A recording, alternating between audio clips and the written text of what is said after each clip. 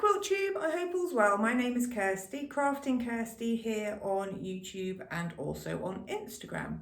It is Monday 25th of November and I'm back with Quiltube number 2. I'd like to say thank you to everyone who commented on Quiltube number 1. You're all very kind, it was all lovely. A special thanks need to go out to Stitchery and my friend Alison of the Stitching Whippet, because actually neither of them quilt and they still sat through it and they still commented saying we had no idea what you were talking about, but lovely pretty fabric. So I think that goes above and beyond the level of friendship when you sit for 45 minutes watching somebody waffle on about something you have no interest in. So thank you very much. I hope you're all well. I hope it's been 6 weeks since my last video, and to date things are going to plan. So I hope you've all had a good 6 weeks.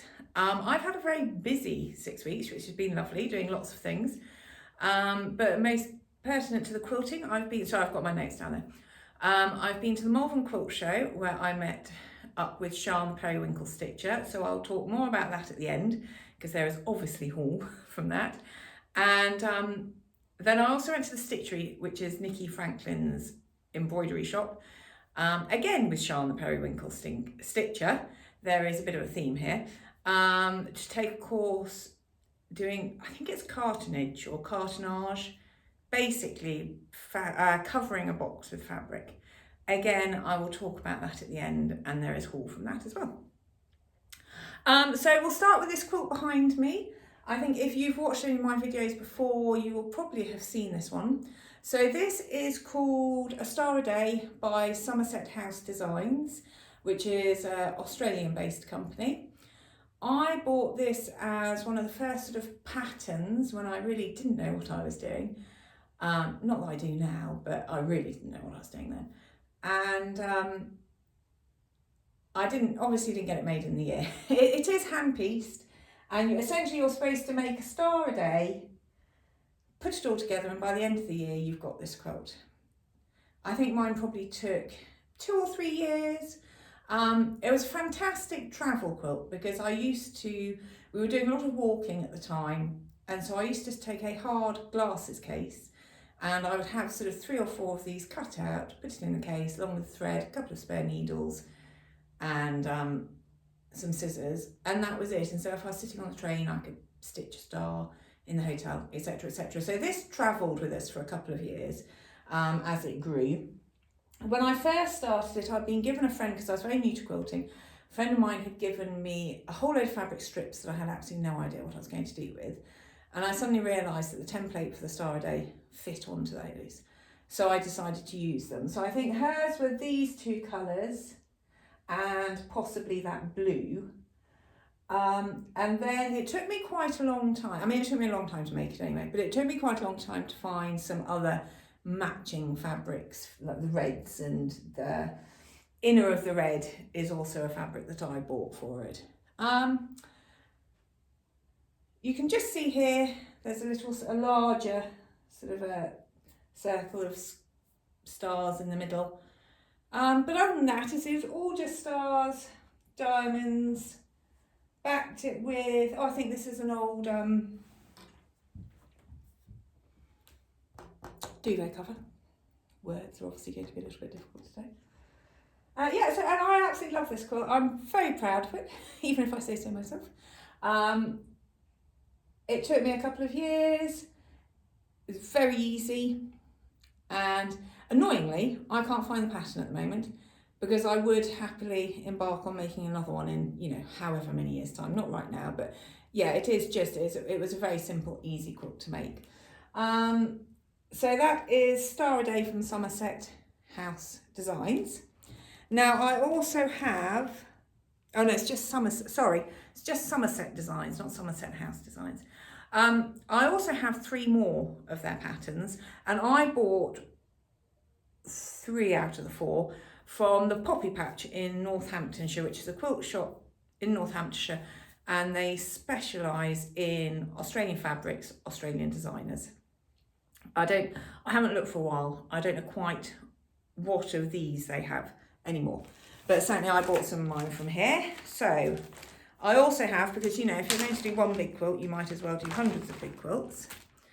I have Oakhampton, which is this lovely medallion style quilt. And I have a paper pack that came with this one. So it's Karen Styles from Somerset Designs. They're not cheap patterns, mainly because you get templates that come with them. But they are very nice patterns. I also have Robin's Nest. All of these are I will hand piece all of these, I think. I might not all of them. We'll see. I haven't fully read the instructions for a few of them. But anyway, that's Robin's Nest. And finally, where's the, sorry, disappearing into the middle of the screen here. Yes, it was on, so I'm just going back to Oakhampton, because the one thing with the Oakhampton, this is putting me off slightly, as you'll see, this is all clamshells. Now, I've never done clamshells before, and I don't have an issue with clamshells. I'm just not 100% convinced how you go around it. So we shall see. So I've shown you Oakhampton, I've shown you Robin's Nest. So we have Mrs. Billings coverlet, and this one is signed because I bought this at the Festival of Quilts in Birmingham, I think probably 2 summers ago, and Somerset Designs had come over and had their own stall, so this one is signed. So as you can see, they're all huge quilts, all medallion style, which I do really, really like. I haven't started any of them, but I will do at some point. So that is the quilt behind me. I'll go on now to some finished quilt tops. I have 2. I'm going to try and pin these up behind me because it'll probably be the easiest way for you to see it. But if all hell breaks loose and the quilt falls off from behind me, particularly there's a big heavy meat plate above my head. So if that comes down, crashes down and you don't hear any more from me, if you could phone an ambulance, that would be good. So where are we? Start here. Excuse me a minute, but I honestly think this is the best way. Can you see all of that? Yeah. That will do. Right, so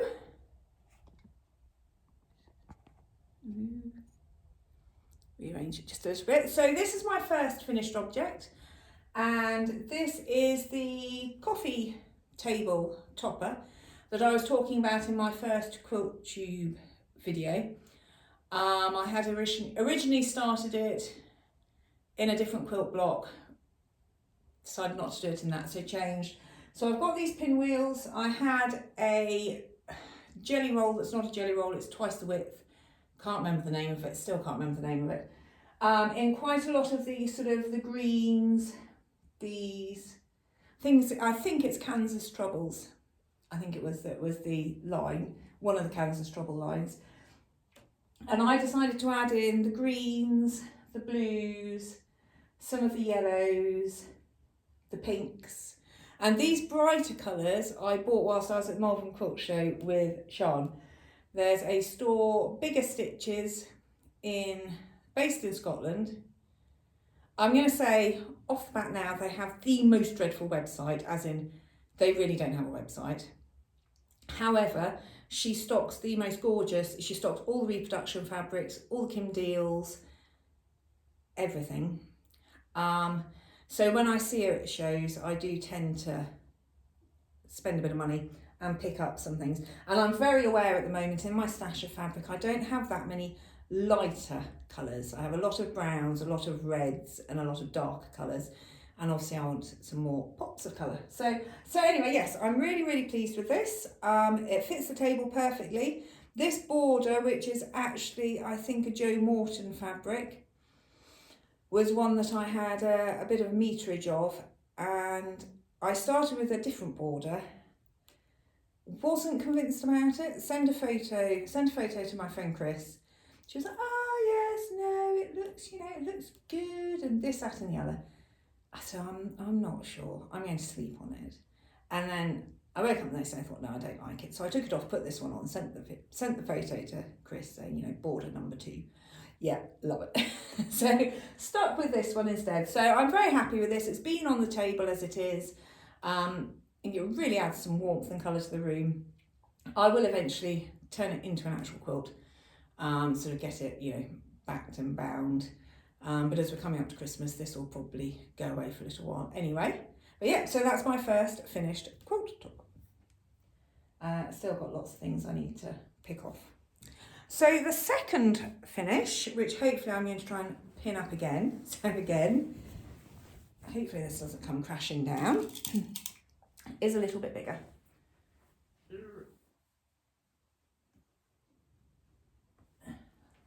Sorry about this, it's not very professional, I know, but there we go, you'll survive. And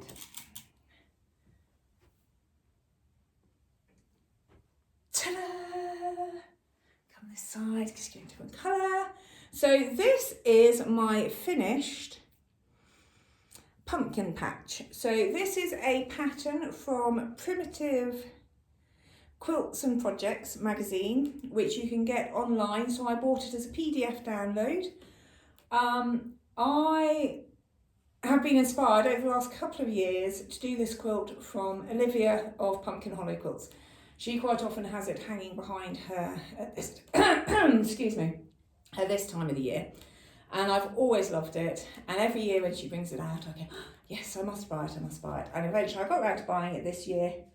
And I've made it, and I'm so pleased with it. I absolutely love it. I did all the cutting out, and then I put all the pumpkins together, and then I've just done all the Irish chain blocks to put those together. There is no border on this, you just back it and bind it as it is. Again, this will probably be done next year, in time for autumn next year. This is a line of, not browns, pumpkins have come out of a line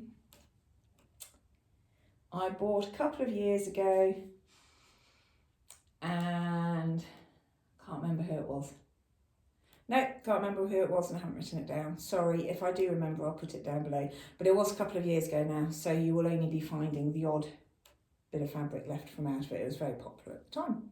So yes, I am very pleased with it. Oh, and this was actually designed, sorry, by Rhonda McRae, designed for the magazine. And yes, we've got, well, there it is. So pleased with it. And it did go together very, very easily. Although I did have an issue with, my blocks were supposed to be 8 by 8, and mine were, I could get 8 by 8, but some of them are slightly wonky, but we've fudged it in true fudging fashion. So yeah. So those are my two finished quilt pieces, or quilt tops. I have also, so I'm going to move you back a little bit now because you're just a little bit too in my face. There we go, that's a bit better. Probably slightly better for you as well. So the third project I have worked on has been my Dancing Chickens and Flying Pigs from Hatched and Patched. So I showed you this in my first video, and I explained that I've completely messed up basically the background fabric. I started the first piece because they're sort of 1, 2, 3, 4 by 3 rows of 4 by 3, and just messed it up. So put it away, and then thought, or this autumn time, I thought I'd really like to get that back out and give it another go. Got it back out, gave it another go. Yet again messed up the background. Fortunately, this was fixable, so that took me quite a lot of time. And so far, I'm very nearly at the end of the first block. So I've got some wording to finish down here. The bucket handle and the pigs have got strings and tails that I need to put around them. Not loving it so far. I don't know what it is. The last time I did it, I was using wool. I found that very difficult, so I'm now using sort of quilting cotton, which is much easier. I'm choosing my own colours, and I think possibly that's a little bit of it. I'm never very, when I'm just pulling from scraps rather than having a set, I always find that a little bit, yeah, I'm always a bit slower to do that, I think, because I'm not very confident in it. Yeah, I don't know. I don't know. It takes a long time. I think that is also part of what's slightly annoying me about it. So there's been 6 weeks since the 2 videos, and I sort of thought I've got 4 projects, a week on each project, 2 weeks spare to then go back and finish or do extra or what have you. And this actually took a long time. It didn't help that I messed up this background and the spacing on the background, so that took a couple of nights to sort out. And then choosing the fabric obviously takes a little bit of time, cutting out the shapes. Yeah, there's just a lot of processes involved, lots of steps involved. Although now I see it hanging up, it's like, yeah, I just don't know. I don't know. I suppose I ought to do block 2 and then see how I get on with that and have the 2 side by side and then see whether I like it or not. Because the other thing that I do have is another hatched and patched. The Santa, the tree, the turkey and me. And obviously this is slightly more topical for this time of the year. So part of me wonders if I started this, if I would get on with it a bit more. But I don't know. And I haven't got, so I was just looking quickly, and the background on this, because I've cut the background pieces out for that, background on this are different sizes to that one. So I can't just take the background pieces that I've cut for that and switch it to this fabric. And I really shouldn't start another one. I should just do that one. But at the moment, I am just a little bit like, I don't know. We'll see. We'll see. Maybe I ought to, as I said, I think I'll probably do the second block, try and do the second block, see if it's a bit quicker and if I enjoy it a bit more. But we'll see. But I can't believe I've started it for the second time and I'm still like, oh well, we shall see. So anyway, because that took me quite a long time and because I've been gallivanting all over the country having fun, I haven't actually got to my Jane Austen quilt, which is a bit of a pain. However, I will be getting to that because in a couple of weeks' time, the Christmas tree will be going up. And the Christmas tree goes where my sewing machine and cutting table is in the lounge. So having something to hand piece will be ideal for them. So yes, what else would I like to talk about? I've pulled out a few things, which also isn't helping with the hatch and patch, the things that I've seen in magazines. So I think, oh, wouldn't mind starting those. So I have a subscription to Today's Quilter, which is an English-based magazine. I'm sure you can get it abroad though. So this comes through the letterbox once a month. And very rarely is there an issue where there's not something in it that I'm interested in either. Yeah, that I would not make.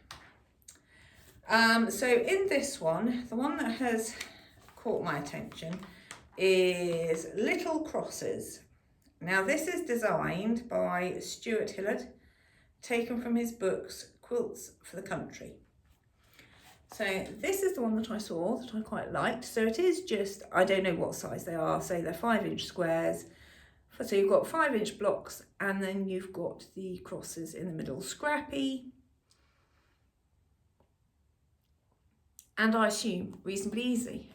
But then I was with a group of friends and we were chatting away and completely unprovoked, one of them said, the last thing I'm ever going to do is make another Stuart Hillard quilt. I was like, oh my God, we're kidding. That's one of the ones that I want to make. And I can't remember now the reasons for it. And I did at the time think, well, this is so simple, surely this should be right. So I don't know, we'll see. And the other reason I wanted to show you this was actually I've been watching a lady and making with small things or something, I can't remember her channel name, I'm afraid. But essentially she makes quilts from shirts, old shirts that she gets in charity shops and whatnot. And that really appealed to me. As much as I love buying pretty fabrics and love all the fabrics and, you know, I have no issue with it. In the back of my mind is always this sort of, you know, quilts were really originated and made as a practical reusing, recycling sort of venture. And yeah, I'd just be quite interested in trying to make a quilt from shirts. And I thought this would be quite a good one, because again, it's quite a simple one. So I went to a charity shop and I thought, rather than buying just all the shirts and then in 6 months' time taking all the shirts back to the charity shop, just buy one, cut it up, I don't know, make a bag with it or something to see how you get on working with it initially. So I went to the quilt shop, I went to the charity shop, picked out a shirt, very nice, red and white check shirt, brought it home, I went to put it in the wash, and as I took the label off, I noticed Tommy Hilfiger, which I don't know much about designers, but I recognised the name. I thought, oh, that's quite a nice brand. And then I sort of had a really good look at the shirt. I thought, that's quite a nice shirt. And my son was coming home that weekend, and it was a man's shirt that I picked out. And I said, well, before I cut it up, why don't you try it on and see if you like it? If you don't like it, that's fine, I'll use it. But if you do like it. And so of course he tried it on and it fitted and he liked it. So he then walked back out of the door with it. So I haven't got very far in my trying to make a quilt from shirts, but it is something I think I would like to try and do next year. And whether I did just a simple pattern like this, where it was all just reds or blues, or I don't know, we'll see. But that is a little rabbit hole I wouldn't mind having a look down. The second thing in this magazine, and this was so this is issue 120, 2024. So issue 120 is where this starts, just in case you happen to see this and like this. And they have a block of the month. They always have a block of the month running in the back of this magazine. And this one is a Baltimore quilt, 12 Days of Christmas. And it's designed and made by Anne Varley. So this is number 1. So you've got the partridge and the pear tree. And it comes with all the templates, etc., etc. And you can use, I've got lots of reds. So from that point of view, it'll be quite good. And then in the second magazine, so this is 121. Obviously is number 2. And I thought I had folded the page over. I have, here we go. So this is block number 2, which is the 2 turtle doves. So at the moment that's appealing to me. Quite appealing to make those, possibly. I don't know. I've just, for some reason, I think I've finished a few quilt tops and I almost feel like I've drunk too much coffee. I'm just, everything I see I want to make and do, and just, I'm on a roll. I'm on a roll. And then the third rabbit hole that I've gone down, although fortunately she doesn't ship to the UK yet, is I was watching, or she doesn't ship to the UK, I was watching Olivia B, and she was showing on her latest Quiltube a pattern from a lady called Laurie Smith, who trades as From My Heart to Yours. Oh, just so many gorgeous quilt designs, so many gorgeous quilt designs. So yes, I did sort of message Sian saying, I think we're gonna have to find a friend in the USA that we can have it shipped to and they can post it on to us. So yeah, so that's another, I haven't got one of her patterns to show you, I'm afraid. So that's another possible rabbit hole, but we'll see. Anyway, haul. There is quite a bit of haul. So Malvern Quilt Show. As I said, I met up with my friend Sian Periwinkle Stitcher. She lives one side of Malvern, I live the other. So we met in the middle. We had a fantastic day. It was really good fun going around with her. Sian did show her haul in her latest video, and I can't remember who the quilt kit is by, but there were 2, and we were quite fortunate because we both like similar things, but we like it in different colour ranges. So if we sort of went to a stall and there was a kit, Sian said, well, I really like that colour, and I go, well, I really like that colour range. So there weren't any arguments about that, but she did buy a kit, and there was another one that I really liked and I didn't, and I'm now kicking myself that I haven't bought it, I really am. But anyway, I did buy stuff. So the first and main reason I went to Malvern was, I think I spoke about this in my first video, was I would at some point, quite possibly next year, like to start Midnight Silhouette by Blackbird Quilts, Blackbird Designs. And I think a lot of these colours, and there's more to this whole range, I can use within the stars and the leaves and all the rest of it. I needed the background, the black background and the moon colour. Before I went, I did find this piece for the moon in my stash, which I quite like. Not sure it's going to be big enough, and I won't be able to get any more of it. So I thought, well, I'll buy the moon, some moon stuff as well. So Sean and I had a good look, and I've come up with, I have found linen texture. Yeah, it's just a linen texture. I don't know, it doesn't say much else. Yeah, just international premium 100% cotton fabric. So this is black. When I put a photo on Instagram, it did look slightly bluish, but it is a black with a sort of linen-y, big crease, black with a linen-y texture in it. So I quite like that. And then I thought, well, I'll get a yellow whilst I'm here. And so I also bought another linen texture, but that's the yellow. So it's quite a strong, it's actually a bit darker. You can't see it, but there is more, there you can a little bit more, and actually it comes across as that sort of darker yellow is quite strong within it. So I've got those two, or that one. So I don't know at the moment. Obviously when I start cutting out the other fabrics, I will then look to see which yellow best matches the browns and whatnot that I'm going to be using in it. But I'm pleased to have got that. So that was the main thing I went for. And I got it. So that was good. I also picked up a Christmas panel because it's Christmas, or it will be Christmas soon. So I've got that panel. I don't know whether I just put a couple of borders around it or quite what I'm going to do with it. I doubt anything will happen this year with it, but it's just a nice Christmassy panel. Does it say anything about that? No, no information on the panels. I picked up, so my kitchen is sort of white, red and black. So I've got this one, which I really, really like. It's very pretty, just. So I bought two of those. Oh, it's got it on here. Who is it? Wyndham Fabrics by Whistler Studios.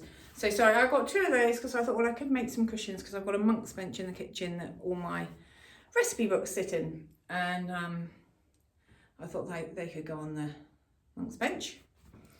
And to go with that, I picked up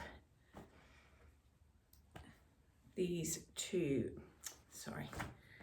So I picked up that. Ooh, that'll make your eyes go squirrely. And hopefully that will just sit nicely with this. So it's probably cushion back, or I don't know, we'll see. See, I think probably it will be two cushions. So I bought those, and then I bought a baby farm quilt kit. I think I said in my crochet and knitting video, my niece has just had a baby, so I crocheted her a blanket. And then I saw this and I thought, oh, it's just too cute. And it was a kit. And it's, I thought it was very good value. So whether I do that for next year or so, or in a couple of years' time, I don't know, but it's nice to have that kit. And then whilst we were there, as we were leaving, she's very kindly put this little package together, which is very sweet of her. And I never think to do things like that. So it wasn't until I was halfway down, an hour and a half into a 3-hour journey to Morphin. So I thought, oh God, should I have bought Sean something? Oh. And of course she had bought me something because she's lovely like that. So first of all, I got a card, very lovely card. And she gave me some of her excuse me, she gave me some of her floss drops. Periwinkle stitcher, all her information on the back. And she gave me a very sweet Chapel View Crafts cake pin. So that was very sweet, and I gave her nothing. There we go. Lesson learned for next time. So that is the end of my haul from Malvern. So that was the Autumn Quilt Show in Malvern, and it's run by Grosvenor Quilt Shows, which are actually a company based just down the road here. And they run a lot of shows up and down sort of the east of England, and obviously Malvern as well. There's a spring quilt show there, normally it's in May. I think it's normally at the back end of May, which is bigger than the Autumn Quilt Show. Not as big as it used to be, but it is bigger than the Autumn Quilt Show. So I will be planning to go back to that, and hopefully I can convince Sian to come with me. But yeah, if you're looking for quilt shows in your area, if you happen to be on the east side of England, Grosvenor Shows, they have a full list of them. They'll be coming out now with their plans for next year, and they are good. And it's one of those things, sort of, I know a few ladies that in my quilt groups go, oh, they're not the size they used to be, and no, they're not. But if we don't go, people won't go. People, you know, the stalls won't come. So you do need to keep going. You don't have to spend a fortune if you go. That's what I tell myself every time I go. But yeah, so they are really good shows. I really enjoy them, and I don't think they're very expensive to get into at all. It's just when you walk out with your bags of shopping. So the next thing I did, where I have haul from, is I went to the Stitchery, which is an embroidery shop run by Nikki Franklin, and I took part in a cartonage course. So Sian messaged me saying, oh, I'm going to do this course. Isn't Stitchery somewhere near you? I said, no, it's not. And then I looked it up on the map, and yes, it is. It's only an hour down the road, which I hadn't realised. For some reason, I assumed she was down in the sort of southwest area. So I booked onto the course, went along, had a fantastic day. So Nikki herself is lovely, as is her sister, Sarah, who was also there to help with the shop that was open for a couple of hours. It's the most gorgeous sort of shop and studio. I think she has stitching groups that go, and, you know, sort of stitching Saturdays and whatnot. And it's just filled floor to ceiling with beautiful, beautiful stuff. and you know, sort of even but towards the end of the day, I'd still be sort of looking around and see something I hadn't noticed before. It's just lovely. It's just absolutely lovely. As I said, Nikki was great fun and very friendly. And then we had a lady called Sharon Silver from the USA who was teaching us this class, and she was using colourway art kits. And she was fantastic. She was such a good teacher, very calm, very patient, because there were quite a lot of uh-ohs throughout the day. So I will show you the box that I made. And so mine has inside I have red and square. So it's supposed to be a tea box. I doubt I'll use it for that. I should imagine, I'll explain why in a minute. I should imagine mine will stay on the side, open with some things in it. I messed up a bit with my fabric, so I took my own fabric, which you were more than welcome to do. And I don't know why, but I do know why, because I thought it would be quite nice. So initially when I was choosing my fabrics, I thought, oh, this will be great. This is a lovely fabric and this will go nicely with it. And I'll put this around the edge so that we have hairs running around the side of the box. And this is a non-directional fabric. The hairs go every which way on the fabric. Yet the particular piece that I wrap around this box, all of my hairs are upside down. It's just like, really? I'm just like, oh, God's sake. So then I was a little bit more careful and made sure that some of these were the right way up for the lid, which is probably why it's going to stay open on the side like this. And I also have that one in the middle as well. Yeah. So yeah, it was great fun, really good day. As I said, the teacher was lovely. Before I went, I was thinking, oh God, what cartilage? I have no idea what that is. Whilst we were making it, I was like, oh, I've done this before. So in true Blue Peter fashion, here is one I made earlier. I have shown this before many years ago. So this is a sewing box. I did, a couple of ladies in our local quilt group sort of did a Saturday session where, I don't know, you paid a set sum, they cut out all the bits of cardboard for you, and then they talked you through putting it all together. So I have used, so got that on the top, and then mine sort of concertinas out. I should have actually taken stuff out of the inside of it, but as you can see, it is a working model. So yeah, so there's one I made earlier. It is good fun. There's a lot of glue involved. But yeah, it's, you know, so if you get the chance either to go on one of these courses or do it somewhere else, it's a good day. It was a good fun day, and it's all completely doable within the day. And as I said, you could choose your own fabrics. I hadn't realised that Nikki has a lot of fabrics and she has them for sale, as well as just putting them towards her kits and things. And she had this really silly sale of her made of fabric. She wanted to get rid of a lot of it. So I think everyone else was buying embroidery kits and bits and nice scissors and whatnot. And I just zoned in on the fabric. And I mean, when I say silly, I mean silly price. So I got myself a couple of meters. So this is the couple of meters pile. So I got this lovely pink. Again, along the line of I need brighter colours as well as my dark and grungy. This gorgeous stripe. And then I focused a bit on a few more, well, some of these aren't backgroundy colours. This is just gorgeous,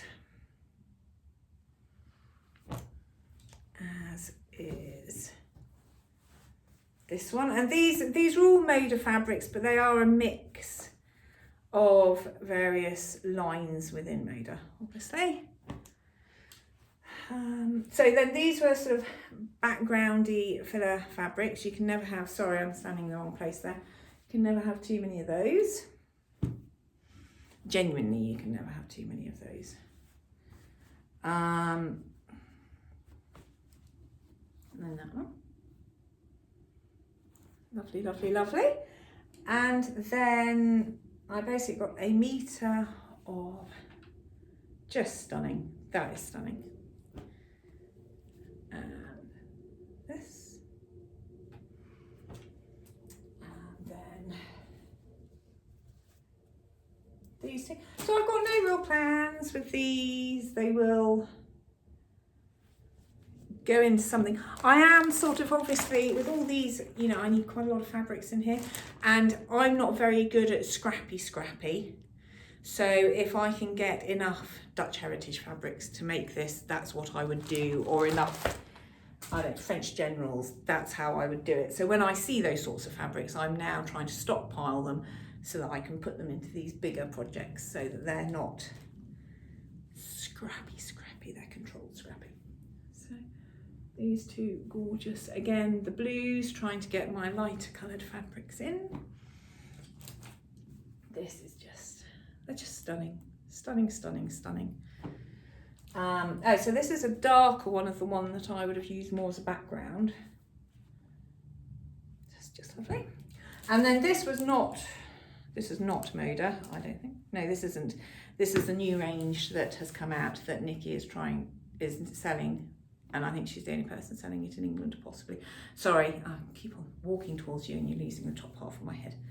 Anyway, so this was just very pretty, and it does go with other things, so I picked this one up. So yes, I think that's my haul from Stitchery.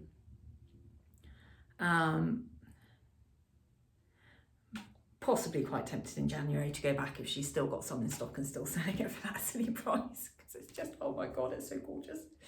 And then my final piece of haul comes from the spinning wheel in Clevedon. So last weekend we went down to Bath. My eldest daughter lives down there, and she had invited us to go to the Longleat Festival of Lights with her, or Light Festival, or yeah, I suppose it's Festival of Lights.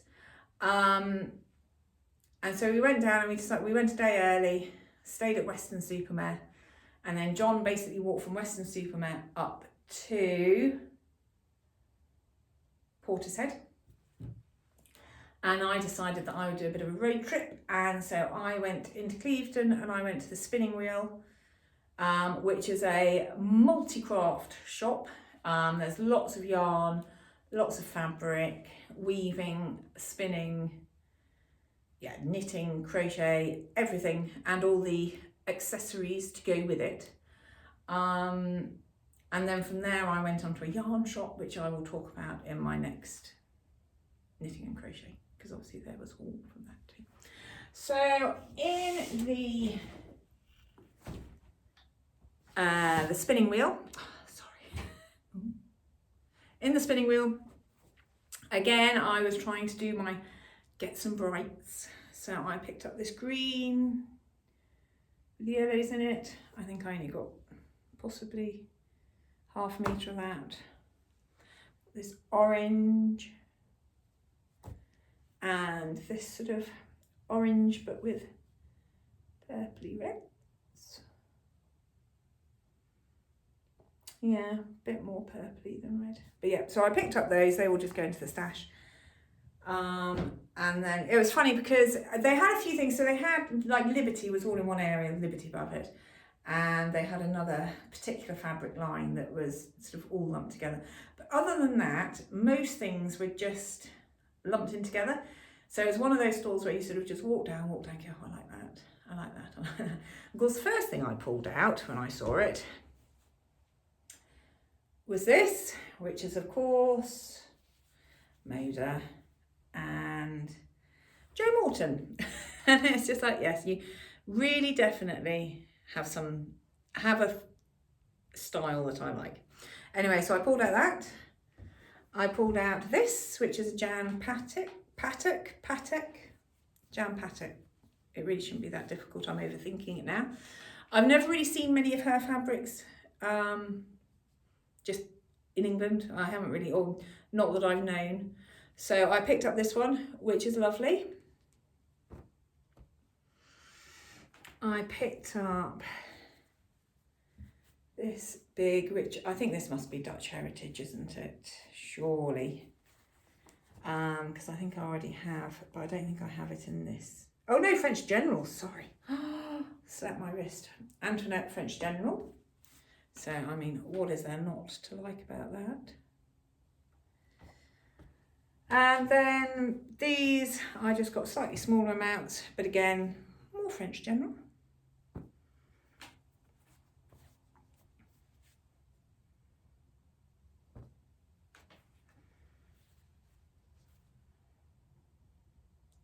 And that is it. That is all of the haul. There is more than enough there to keep me going for quite a long time. So plans, as I've already mentioned, my Jane Austen coverlet, I will be getting to work on that. Cutting out the Midnight Silhouette will occur at some point. And then it really is just a case of which rabbit hole I wish to go down. I have a little three drawers, stacked three drawers, and I sort of think if I have a project in each drawer, then that's absolutely fine, and then my Jane coverlet, so 4 in total. Moment 2 drawers are empty, so, but equally we're going into Christmas, so I might start a new one and just leave it at that until the new year. Work on my Hatched and Patched if I want to, the new one, and Jane Austen, or I might start all things. No, I won't. And I think that's about it, other than I need to do an apology. I should have probably done this at the beginning of the show. I think in my first Quiltube, I was talking about Olivia B and her shop, and I completely messed up the name of the shop and the name of the tools that she stocks within her shop. So Olivia B is Hillside Rookery, and she does a lot of shop unboxings on Flosstube, which is absolutely great. And she has a lot of sort of carriage house samplers and just some slightly older things or different things that you don't find in a lot of shops. And she also does silk packs to go with them. But quilting wise, she stocks the Appliquick tools, which is the method that she uses for her quilts. And also she and Laurie of Textilist have tutorials on how they do their applique. So yeah, so that's it. So I just messed up the name for her shop, so there we go. Anyway, if you've made it this far, thank you very much. If you would like to show me any new designers for more rabbit holes for me to fall down, please do, that's absolutely fine. If you have any opinions on Hatched and Patched, let me know. And other than that, I will be back hopefully in 6 weeks' time, which I think will take us into the new year, possibly. I know my next, I think my cross stitch, so my floss tube is the 23rd, so it'll be 2 weeks. So yeah, we will be into 2025 by then. Anyway, if you don't watch my other videos, then have a lovely Christmas, New Year, holiday time, festive season, and all the rest of it. I hope you get lots of quilting done, and thank you very much for watching. Bye.